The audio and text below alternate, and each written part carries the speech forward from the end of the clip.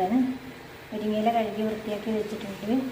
1 teaspoon ഉപ്പ്, 1/4 teaspoon മുളക് പൊടി, 1/4 ടീസ്പൂൺ മഞ്ഞൾപ്പൊടി, 2 ചതച്ച വെളുത്തുള്ളി. ഇവയെല്ലാം ഇട്ട് ഒന്ന് യോജിപ്പിക്കണം. എല്ലാം ഒന്ന് യോജിപ്പിച്ചാൽ മതി. എണ്ണ അടുപ്പത്ത് വെച്ച് വെളിച്ചെണ്ണയാണ്. അരി ഇട്ട് കൊടുത്ത്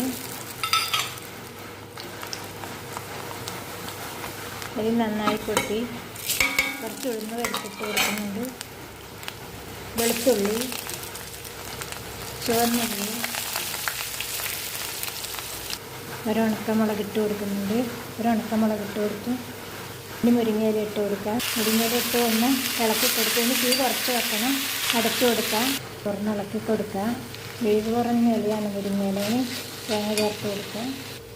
തേങ്ങ ചേർത്ത് കൊടുത്ത് ഒരു തേങ്ങയുടെ 1/4 ഭാഗം ചേർത്ത് കൊടുത്തത്.